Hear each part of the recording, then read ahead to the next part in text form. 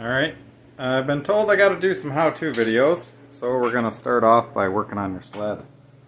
As you can see, we have a 4x8 sheet of treated plywood, some 2x4s, and I got two 6-foot treated 4x4s.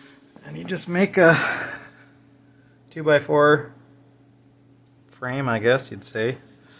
Run some supports across, good lag screws on it. If you get lucky, you can find your buddy that's got some toolbox wheels kicking around.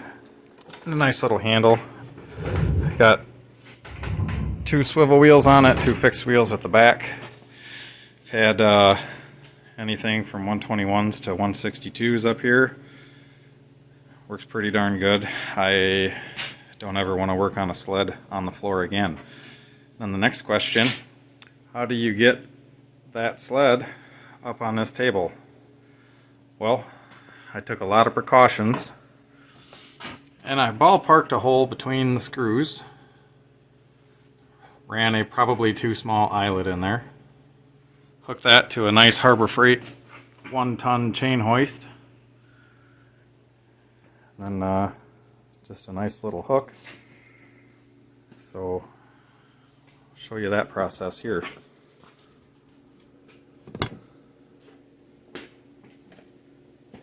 Don't want to scratch my floors.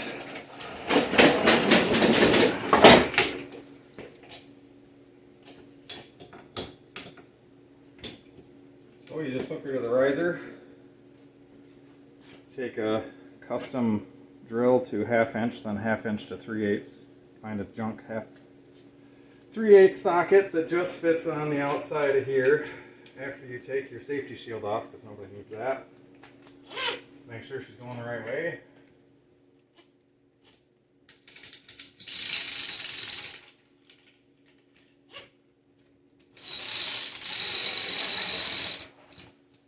You got to figure out where it's going to relax.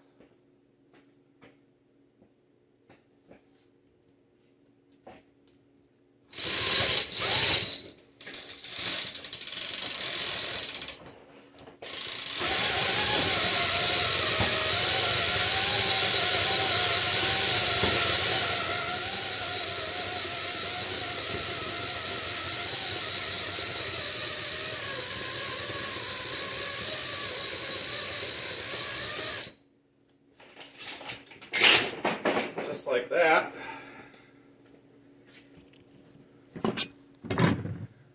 You now have a snowmobile dangling from sketchiness.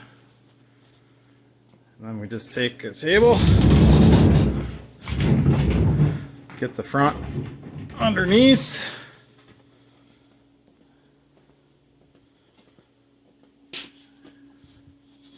and if it all works right,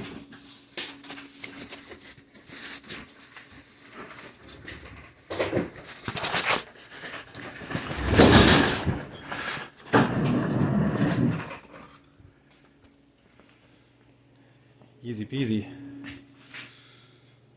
So now that it's up at working level, you probably want to square it up a little bit. If you're really going to start horsing on it, I'll take a ratchet strap, run around the A-arms, around the table, strap the front end down.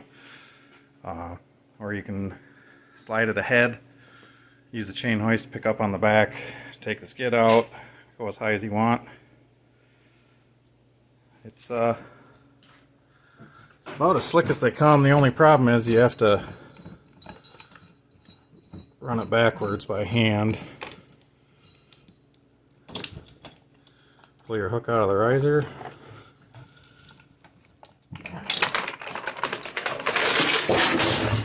Pull the chain hoist down.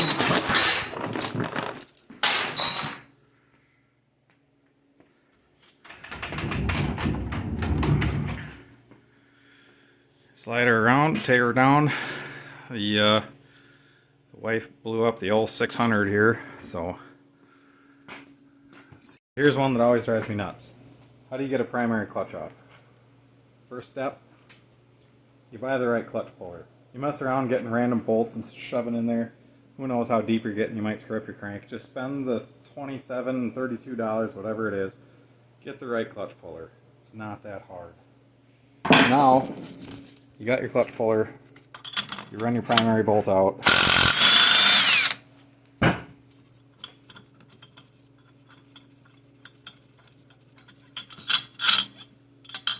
Pull that out.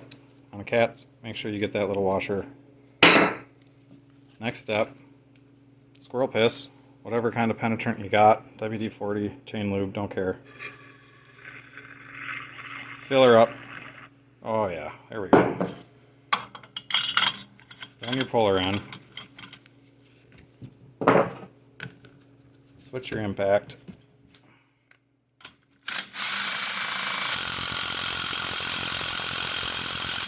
That's all she's got. Now what? Well, you can be a little quicker on the switch over if you can. A little more fluid in there, never hurt anybody. Take a hammer, nice and square. Give her a couple pops, just wiggles everything around.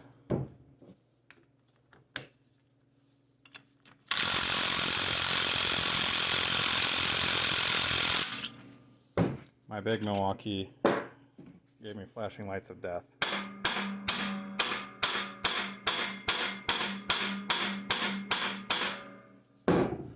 So we gotta use this little guy.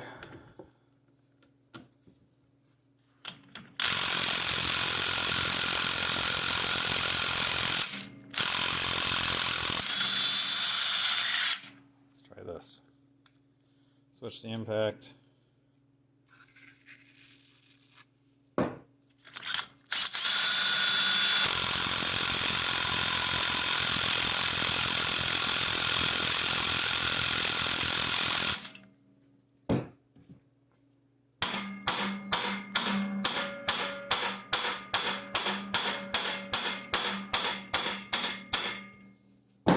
Fail.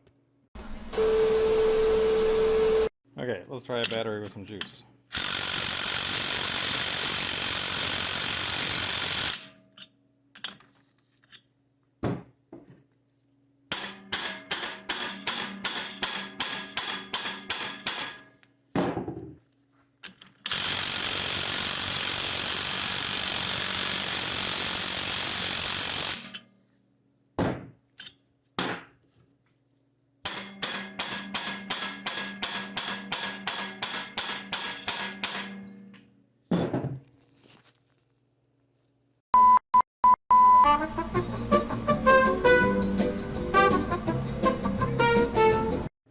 Okay, so that one is not doing it. Want to try the Milwaukee again, big horse. Evidently you just leave it sit in your garage for 6 months, put a new battery on it, and she'll go again. So let's try this again. Boom! Just like so. Real horse. Comes right off. So moral of the story, don't try to use a 3/8 impact with a 1/2-inch anvil. Use a big dog. If it gets stuck, just solid, decent taps on the bottom. Would have been a lot smoother if that would have worked the first time, but what do you do?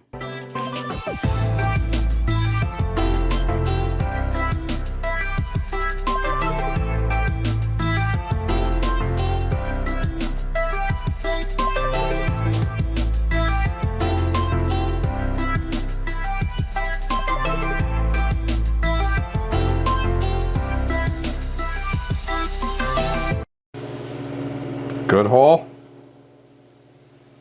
Not so good hole.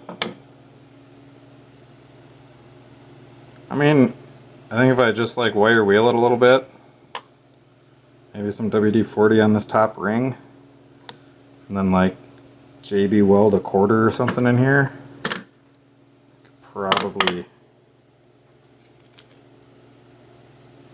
just spray that out, you know, wipe it down in there. Probably still run. Where'd that go?